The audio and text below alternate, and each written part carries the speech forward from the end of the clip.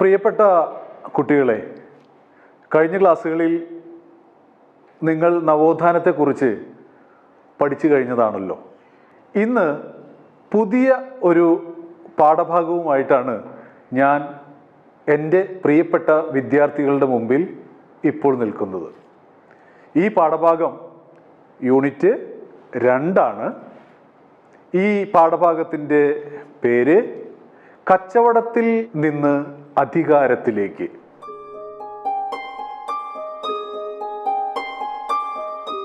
ഇന്ന് നമുക്ക് പുതിയ ഒരു പാഠഭാഗം പരിചയപ്പെടാം. ഞാൻ എന്നെ ഒന്ന് പരിചയപ്പെടുത്താം. എൻ്റെ പേര് കുരുമുളക്. എന്തോ ഒരു സംശയം തോന്നിയോ? ഒരു സംശയമുണ്ടല്ലേ? എൻ്റെ പേര് കുരുമുളക്. ഐ ആം നോൺ ആസ് യവനപ്രിയ, ബ്ലാക്ക് ഗോൾഡ്. എന്നെ നിങ്ങൾ എപ്പോഴും ഉപയോഗിക്കുമായിരുന്നു. നൂറ്റാണ്ടുകൾക്ക് മുമ്പുള്ള ഒരു കഥ നിങ്ങൾക്ക് വേണ്ടി പറയുകയാണ്. യൂറോപ്പിലെ അതിശൈത്യം നിറഞ്ഞൊരു കാലം. മഞ്ഞു വീണ് പുൽനാമ്പുകളൊന്നും മുളയ്ക്കുന്നില്ല. അവിടുത്തെ കർഷകരെല്ലാം മുഴുപട്ടിണിയിലായി. അതെ, ഭക്ഷണം കിട്ടാതെയായി. അവരാകെ വലഞ്ഞു.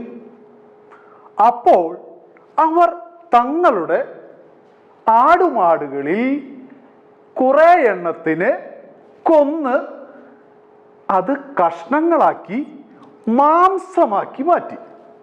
എന്താക്കി മാറ്റി? കൊന്ന് മാംസമാക്കി മാറ്റി. അപ്പോൾ നിങ്ങൾക്ക് തോന്നുന്നുണ്ടാവും, എന്തിനാണ് ഈ ആടുമാടുകളെ കൊന്നതെന്ന്. ഒരു പുൽനാമ്പ് പോലും പൊട്ടിമുളയ്ക്കാത്ത യൂറോപ്പ്, അതിശൈത്യം. അപ്പോ ഇന്ന് നമുക്ക് എല്ലാ സൗകര്യങ്ങളും ഉണ്ട് അല്ലേ? ഇല്ലേ?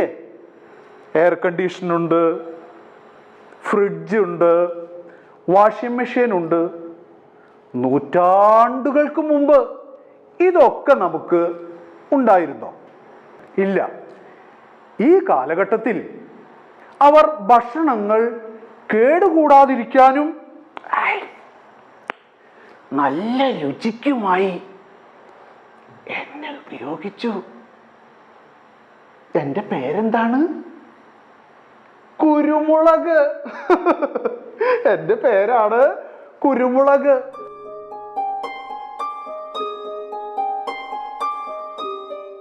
അങ്ങനെ വർഷങ്ങളോളം അവർ ഈ കുരുമുളക് അവിടേക്ക് കയറ്റി കൊണ്ടുപോയി.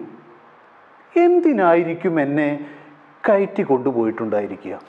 നിങ്ങളൊന്ന് ആലോചിച്ച് നോക്കിയേ. ഈ ഭക്ഷണങ്ങൾ കേടുകൂടാതിരിക്കാനും രുചിയോടെ ഉപയോഗിക്കാനും. പക്ഷേ എന്നെ മാത്രമല്ല, എൻ്റെ കൂടെയുള്ള കുറെ ആളുകളെയും തേടി അങ്ങകലെ നിന്ന് യൂറോപ്യൻസ് വന്നു. ആരൊക്കെയാണെന്നോ? നിങ്ങളൊന്ന് ഓർത്തു നോക്കിയേ.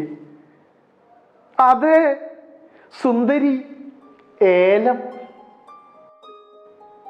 ഇഞ്ചി, കറുവാപ്പട്ട, ഇങ്ങനെയുള്ള സുഗന്ധദ്രവ്യങ്ങളൊക്കെ തേടി അവർ എവിടേക്കാണ് വന്നത്? ഒന്ന് ഓർത്തു നോക്കിയേ. എവിടേക്കാണ് അവർ വന്നത്? നമ്മുടെ ഇന്ത്യയിലേക്ക്. സുഗന്ധവ്യഞ്ജനങ്ങളുടെ കലവറയായിരുന്നു നമ്മുടെ ഇന്ത്യ. അപ്പോ വൈദേശിക ശക്തികളെ ഇന്ത്യയിലേക്ക് അടുപ്പിച്ച ഘടകം എന്താണ്? എന്തായിരിക്കും? നമ്മുടെ നാടിൻ്റെ സുഗന്ധവ്യഞ്ജന കലവറ. വൈദേശികളുടെ ആഗമനത്തെക്കുറിച്ചാണ് ഇന്ന് നമ്മൾ പഠിക്കാനായി പോകുന്നത്. പാഠഭാഗത്തിന്റെ പേരെന്താണ്? കച്ചവടത്തിൽ നിന്ന് അധികാരത്തിലേക്ക്.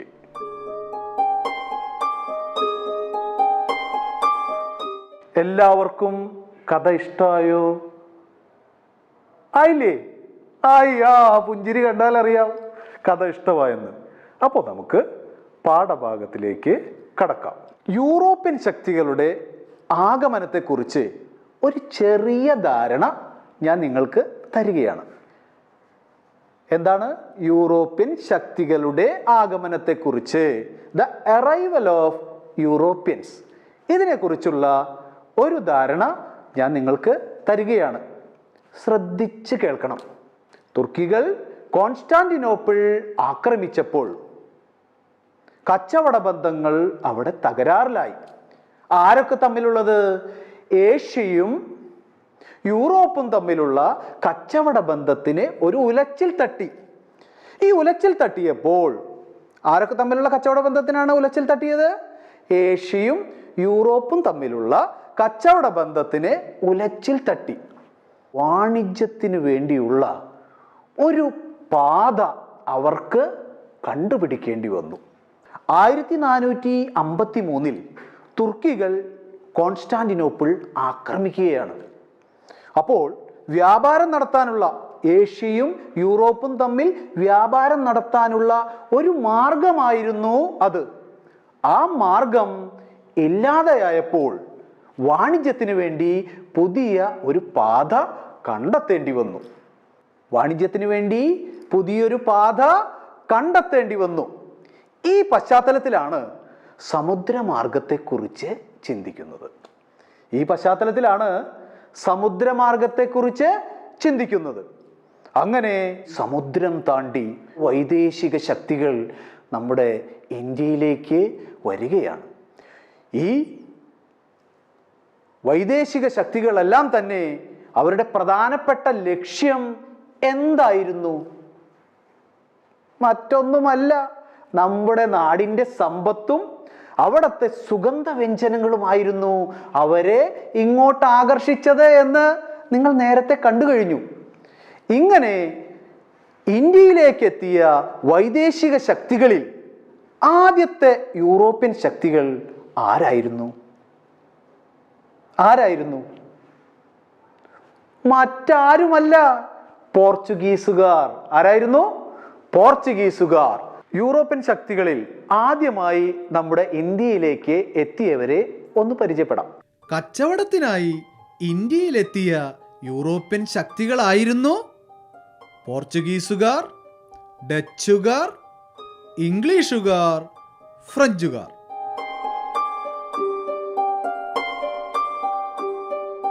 1498 ഒരു മെയ് മാസത്തെ സുപ്രഭാതത്തിലാണ് പോർച്ചുഗീസുകാരനായ വാസ്കോഡ ഗാമ ഇവിടെ കപ്പലിറങ്ങുന്നത്.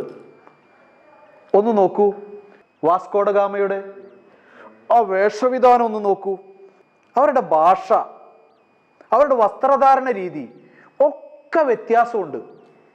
അപ്പോ എന്നാണ് പോർച്ചുഗീസുകാർ വന്നത്? ഒന്ന് പറയൂ. 1498. അപ്പോ 1498 പോർച്ചുഗീസുകാരുടെ വരവ്. ആ പോർച്ചുഗീസുകാരനായ വാസ്കോഡ ഗാമയുടെ വേഷമൊക്കെ നിങ്ങൾക്ക് വളരെ ഇഷ്ടപ്പെട്ടില്ലേ? എവിടെയാ അദ്ദേഹം വന്ന് കപ്പലിറങ്ങിയത്? മറ്റെങ്ങുമല്ല, നമ്മുടെ കോഴിക്കോട്. കോഴിക്കോട് കാപ്പാട് കടപ്പുറത്ത് വാസ്കോഡ ഗാമ കപ്പലിറങ്ങി. കപ്പലിറങ്ങിയപ്പോ ആരാണന്ന് ഭരിച്ചുകൊണ്ടിരിക്കുന്നത്? സാമൂതിരിമാർ അല്ലേ? ഹൈ, 15-ാം നൂറ്റാണ്ടിലാണ് പോർച്ചുഗീസുകാരുടെ വരവ് എന്നാ ഒന്ന് പറയൂ, ഒന്ന് പാടി നോക്കൂ.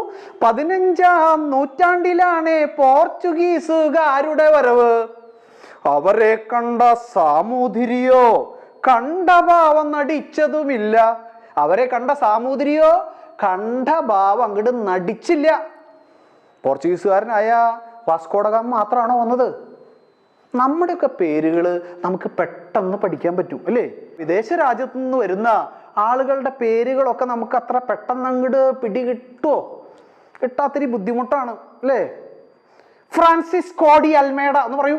ഫ്രാൻസിസ് കോഡി അൽമേഡ, അൽബുക്കർക്ക്, ഇവരൊക്കെ ഇങ്ങോട്ട് വന്നു. എന്തിനാ അവരൊക്കെ ഇങ്ങോട്ട് വന്നത്? അപ്പൊ കോഴിക്കോട് സാമൂതിരിയിൽ നിന്ന് വേണ്ടത്ര ആനുകൂല്യങ്ങളൊന്നും ലഭിക്കാതെ ഇരുന്നപ്പോൾ ഗാമ എവിടേക്ക് പോവുകയാണ് ഉണ്ടായത്? കണ്ണൂരിലേക്ക് പോവുകയാണ് ഉണ്ടായിരുന്നത്. അപ്പൊ അവരുടെ ആനുകൂല്യങ്ങൾ കുറേശ്ശെ കിട്ടുകയുണ്ടായി. ഗാമയ്ക്ക് ശേഷം അൽമേഡയും അൽബുക്കർക്കും എത്തിച്ചേർന്നു. അവരുടെ പ്രധാന ലക്ഷ്യം ഇവിടെ വാണിജ്യ കേന്ദ്രങ്ങൾ സ്ഥാപിക്കുക എന്നത് തന്നെയായിരുന്നു അല്ലേ? പോർച്ചുഗീസുകാർ ഇന്ത്യയിൽ കുറേയധികം വാണിജ്യ കേന്ദ്രങ്ങൾ സ്ഥാപിക്കുകയുണ്ടായി. എവിടെയൊക്കെയാണ് ആ വാണിജ്യ കേന്ദ്രങ്ങൾ സ്ഥാപിക്കപ്പെട്ടത്? ഇന്ത്യയിലെ ഇപ്പോഴത്തെ ഏറ്റവും ചെറിയ സംസ്ഥാനമായ ഗോവ. ഏതാണ്? ഗോവ. പിന്നെ ദാമൻ ദിയു. എവിടെയൊക്കെയാണ്? ഗോവ, ദാമൻ ദിയു. ഒന്ന് പറഞ്ഞു നോക്കിയേ, എവിടെയൊക്കെയാണ് പോർച്ചുഗീസുകാർ അവരുടെ വാണിജ്യ കേന്ദ്രങ്ങൾ സ്ഥാപിച്ചത്? ആ, ഗോവ ശരിയാണ്. ഗോവ, ദാമൻ, ദാമൻ ദിയു. അപ്പോൾ പ്രധാനപ്പെട്ട പോർച്ചുഗീസുകാരുടെ വാണിജ്യ കേന്ദ്രങ്ങൾ ഗോവയിലും ദാമൻ ദിയിലുമായിരുന്നു. ഇതുകൊണ്ട് മാത്രം കഴിഞ്ഞില്ല. മാഷ് നിങ്ങൾക്ക് ഒരു ചിത്രം കാണിച്ചു തരാം. ഇതൊക്കെ നിങ്ങൾക്ക് സ്ഥിരപരിചിതമായ ചിത്രങ്ങളാണ്. ആ ചിത്രത്തിലേക്ക് ഒന്ന് നോക്കാം. ആദ്യത്തെ ചിത്രം നിങ്ങൾ കണ്ടു. എന്ത് മധുരമുള്ള പൈനാപ്പിൾ! ഈ പൈനാപ്പിൾ ആരാണ് ഇങ്ങോട്ട് കൊണ്ടുവന്നത്? ഈ പൈനാപ്പിൾ കൊണ്ടുവന്നത് പോർച്ചുഗീസുകാരാണ്. മധുരമുള്ള പൈനാപ്പിൾ. പൈനാപ്പിൾ മാത്രോ? ഇപ്പോ സുന്ദരികളും സുന്ദരന്മാരും ആവാനായി നമ്മളിങ്ങനെ പപ്പായ ഫേഷ്യൽ തേച്ച് നടക്കുകയല്ലേ?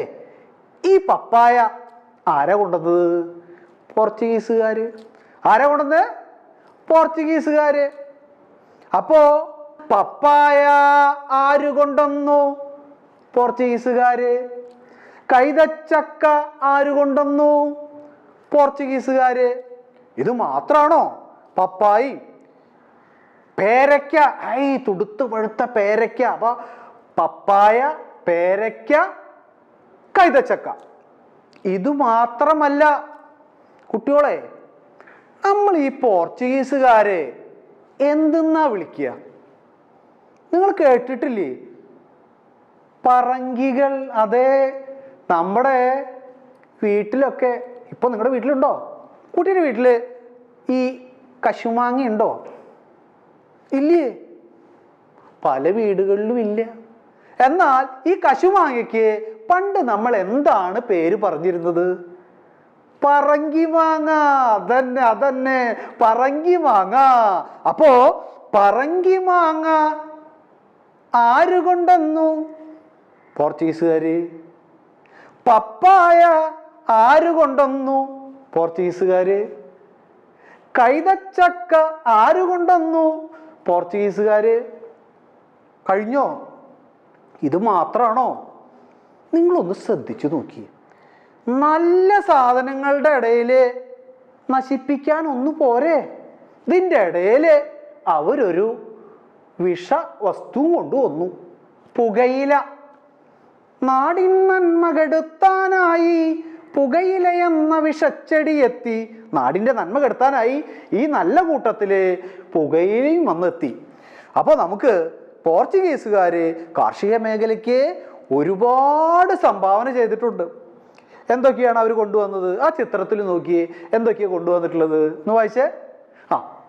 കൈതച്ചക്ക, പപ്പായ, അത് മനോഹരമാണ്. അതുകൊണ്ട് ഉള്ളു തുറന്നു കഴിഞ്ഞാൽ പഴുത്ത് നാവിലങ്ങോട്ട് കൊതി ഊറുകയാണ്. വറ്റൽമുളക്, കശുമാങ്ങ, നമ്മൾ പണ്ടതിനെ പറഞ്ഞിരുന്ന പേരെന്താണ്? പറങ്കിമാങ്ങ. അത് തന്നെയാണ് ഈ പോർച്ചുഗീസുകാരുടെ മറ്റൊരു പേര്. പറങ്കികൾ എന്നറിയപ്പെടുന്നത് ആരാ? പോർച്ചുഗീസുകാര്. അതിൻ്റെ ഇടയിൽ ആ പുകയിലയും കൊണ്ടുവന്നു. നാടിൻ നന്മ കെടുത്താനായി പുകയിലയെന്ന വിഷച്ചെടി എത്തി. കാര്യമൊക്കെ എന്തു പറഞ്ഞാലും നമ്മുടെ കാർഷിക മേഖലയിൽ ശാസ്ത്രീയമായ ഒരു കൃഷിരീതി കൊണ്ടുവരാൻ പോർച്ചുഗീസുകാർ നൽകിയ സംഭാവന വളരെ വലുതാണ്. എന്താണ്? വളരെ വലുതാണ്. അപ്പോൾ എന്തൊക്കെ അവർ കൊണ്ടുവന്നു എന്ന് ഒന്നുകൂടി ഓർത്തു നോക്കിയേ. എന്നാണ് പോർച്ചുഗീസുകാർ നമ്മുടെ ഇന്ത്യയിലേക്ക് വന്നത് എന്ന്? 1498. കറക്റ്റ്. 1498 പോർച്ചുഗീസുകാർ ഇന്ത്യയിലേക്ക് എത്തിയത്. അതെ, ആരായിരുന്നു ആ പോർച്ചുഗീസ് ആദ്യം എത്തിയ പോർച്ചുഗീസ് നാവികൻ? ആരായിരുന്നു? Vasco da Gama. Correct, Vasco da Gama. പോർച്ചുഗീസുകാർ നമ്മുടെ കേരളത്തിൻ്റെ വിവിധ ഭാഗങ്ങളിലായി കുറേ കോട്ടകൾ പണിതു. നിങ്ങളുടെ ശ്രദ്ധ ഈ സ്ക്രീനിലേക്ക് ഞാൻ ക്ഷണിക്കുകയാണ്. നോക്കൂ, ആദ്യത്തെ കോട്ടയുടെ പേര് സെയിന്റ് ആഞ്ചലോസ് കോട്ട. എന്താണ്? സെയിന്റ് ആഞ്ചലോസ് കോട്ട. സെയിന്റ് ആഞ്ചലോസ് കോട്ട സ്ഥിതി ചെയ്യുന്നത് എവിടെയാണ് അറിയോ? കണ്ണൂർ. കറക്റ്റ്, കണ്ണൂരാണ് സെയിന്റ് ആഞ്ചലോസ് കോട്ട സ്ഥിതി ചെയ്യുന്നത്. അതുപോലെ തന്നെ ഇത് അപ്പുറത്ത് നോക്കൂ, കോട്ടപ്പുറം അല്ലേ? കൊടുങ്ങല്ലൂരിലാണ് കോട്ടപ്പുറം കോട്ട സ്ഥിതി ചെയ്യുന്നത്. കൊടുങ്ങല്ലൂർ എന്ന് പറഞ്ഞാൽ വളരെ പ്രശസ്തമായ ഒരു സ്ഥലമാണ്.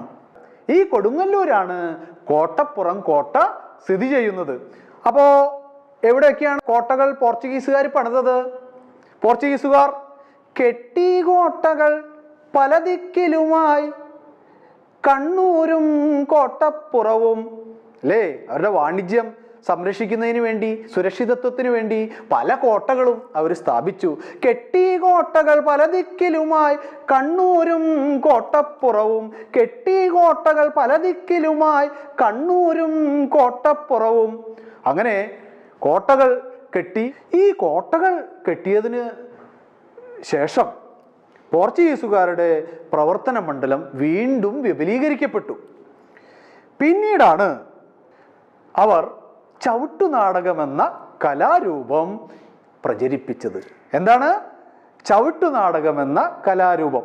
നിങ്ങളെല്ലാവരും ചവിട്ടുനാടകമെന്ന കലാരൂപം കണ്ടവര് ഇതിൽ എത്ര പേരുണ്ട്? കണ്ടിട്ടുണ്ടോ? കുട്ടി കണ്ടിട്ടുണ്ടോ? ചവിട്ടുനാടകമെന്ന കലാരൂപത്തില് അതിലത്തെ വേഷവിധാനങ്ങളെല്ലാം വളരെ മനോഹരവും വളരെ ചടുലമായ സ്റ്റെപ്പുകളുമാണ് അതിൽ ഉള്ളത്. ഈ ചവിട്ടുനാടകം പ്രചരിപ്പിച്ചത് പോർച്ചുഗീസുകാരാണ്. അതിൽ ചില വരികൾ നിങ്ങൾ കേട്ടിട്ടുണ്ടോയെന്ന് അറിയില്ല. വളരെ മനോഹരമായ വരികളാണ്.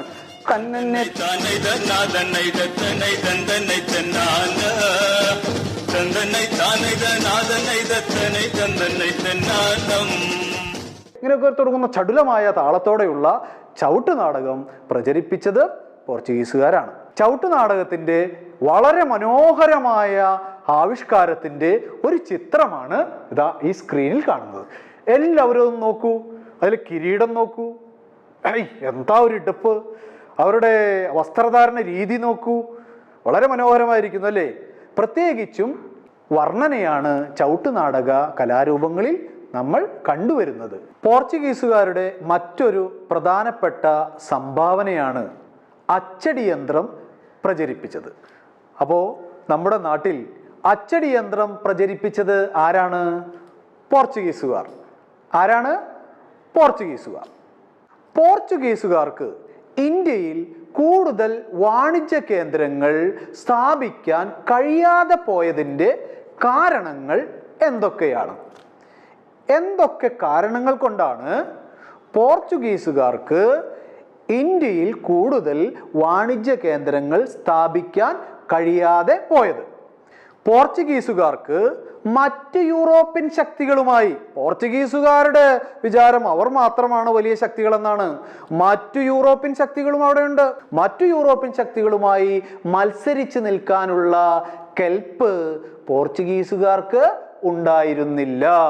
അപ്പൊ ഒന്നാമത്തെ പോയിന്റ് വളരെ ശ്രദ്ധിച്ച് കേൾക്കുക, ഒന്ന് നോട്ട് ചെയ്തു വെച്ചോളൂ. മറ്റുള്ള പ്രബല യൂറോപ്യൻ ശക്തികളുമായി മത്സരിക്കാനുള്ള കഴിവ്, കെൽപ്പ് പോർച്ചുഗീസുകാർക്ക് ഉണ്ടായിരുന്നില്ല. അതുമാത്രമല്ല, രണ്ടാമത്തെ പോയിന്റ്, പ്രാദേശികമായിട്ടുള്ള ചെറുത്തുനിൽപ്പുകളെ അവർക്ക് നേരിടേണ്ടി വന്നു. പോർച്ചുഗീസുകാർ നമ്മുടെ ഇന്ത്യയിലെത്തിയപ്പോൾ പ്രാദേശികമായി ഒരുപാട് ആളുകളിൽ നിന്ന് അവർക്ക് എതിർപ്പ് നേരിടേണ്ടി വന്നു. ഇതിൽ പ്രധാനപ്പെട്ട ഒരു പോയിന്റ് ഞാൻ നിങ്ങളോട് പറയുകയാണ്. വാസ്കോ ഡ ഗാമ ഇന്ത്യയിലേക്ക് എത്തിയതിൻ്റെ ചെലവിൻ്റെ 60 ഇരട്ടി ഇവിടെ നിന്നുള്ള വിഭവങ്ങൾ കൊണ്ടുപോയി വിറ്റഴിച്ചപ്പോൾ അവർക്ക് കിട്ടി എന്നാണ് പറയുന്നത്. ഒന്ന് നോക്കിയേ, എത്ര കണ്ട് ലാഭം അവർ ഉണ്ടാക്കിയിട്ടുണ്ടാവും. സാമാന്യമായി അപ്പോൾ എതിർപ്പുണ്ടാവില്ലേ? ആ എതിർപ്പുകളെ അതിജീവിക്കാനായി പോർച്ചുഗീസുകാർക്ക് കഴിഞ്ഞില്ല.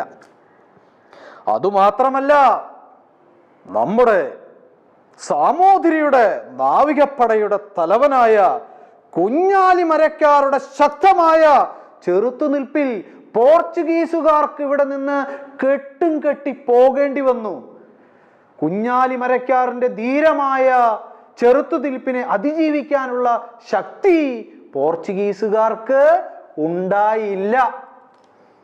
അങ്ങനെ ഇന്ത്യയിലെത്തിയ വിദേശ ശക്തികളായ പോർച്ചുഗീസുകാർ ഇവിടെ നിന്ന് കെട്ടും കെട്ടി പോയി. ഇവിടെ നിന്ന് ഒന്ന് പറഞ്ഞേ, കെട്ടും കെട്ടി പോയി. ശക്തമായ സമരങ്ങളിലൂടെ വിദേശ ശക്തികളെ അമർച്ച ചെയ്യാനുള്ള പ്രതിരോധങ്ങൾ നമ്മുടെ നാട്ടിൽ നടന്നു എന്ന് തന്നെ നമുക്ക് പറയാം. പ്രിയപ്പെട്ട കുട്ടികളെ, ഇന്ന് പഠിച്ച കാര്യങ്ങൾ നമുക്ക് ഒന്ന് സംഗ്രഹിക്കാം. ഇന്ത്യയിൽ വന്ന ആദ്യത്തെ യൂറോപ്യൻ ശക്തികൾ ആരായിരുന്നു? പോർച്ചുഗീസുകാർ.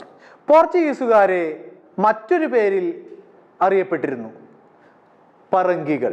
വാസ്കോ ഡ ഗാമ എന്നാണ് കപ്പലിറങ്ങിയത്? 1498 കോഴിക്കോട് കാപ്പാട്. ഗാമയോടൊപ്പം പിന്നീട് എത്തിച്ചേർന്നത് ആരൊക്കെയാണ്? അൽമേഡ, അൽബുക്കർ. എവിടെയൊക്കെയാണ് പോർച്ചുഗീസുകാർ അവരുടെ വാണിജ്യ കേന്ദ്രങ്ങൾ സ്ഥാപിച്ചത്? ഗോവ, പറയൂ, ഗോവ, ദാമൻ, ദിയു. പോർച്ചുഗീസുകാർ കോട്ട സ്ഥാപിച്ചു. കോട്ടപ്പുറത്തും കണ്ണൂർ ജില്ലയിലെ അവർ സ്ഥാപിച്ച സെയിന്റ് ആഞ്ചലോസ് കോട്ടയും. ഇവർ കൊണ്ടുവന്ന പ്രധാന കാർഷിക വിളകൾ ഏതൊക്കെയാണ്? പപ്പായ, പേരയ്ക്ക, കൈതച്ചക്ക, വറ്റൽമുളക്, പറങ്കി മാങ്ങ. എന്ത് യന്ത്രമാണ് ഇവർ പ്രചരിപ്പിച്ചത്? അച്ചടി യന്ത്രം. അതുകൂടാതെയോ അവർ പ്രചരിപ്പിച്ച കലാരൂപം ഏതാണ്? ചവിട്ടുനാടകം. കുരുമുളകിൽ നിന്നാണ് തുടങ്ങിയത്. ആ കുരുമുളകിനെ മറക്കാൻ പാടില്ല. പോർച്ചുഗീസുകാർക്ക് കൂടുതൽ വാണിജ്യ കേന്ദ്രങ്ങൾ സ്ഥാപിക്കാൻ കഴിയാതെ പോയത് എന്തുകൊണ്ടാണ് എന്ന് നമ്മൾ പഠിച്ചു. യൂറോപ്യന്മാർ ഇന്ത്യയിലേക്ക് ഒരു കടൽ മാർഗം കണ്ടെത്തേണ്ടതിൻ്റെ ആവശ്യകതയെക്കുറിച്ചും നമ്മൾ പഠിച്ചു. ഇനി തുടർ പ്രവർത്തനമായി പോർച്ചുഗീസുകാരുമായുള്ള കച്ചവട ബന്ധങ്ങൾ ഏതെല്ലാം മേഖലയിലാണ് സ്വാധീനം ചെലുത്തിയത് എന്ന് ഒരു ലഘുകുറിപ്പ് തയ്യാറാക്കുക.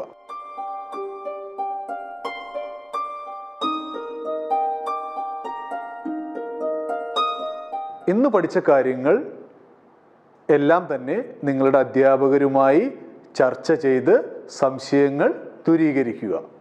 മറ്റൊരു ഭാഗവുമായി അടുത്ത ക്ലാസ്സിൽ നമുക്ക് കണ്ടുമുട്ടാം.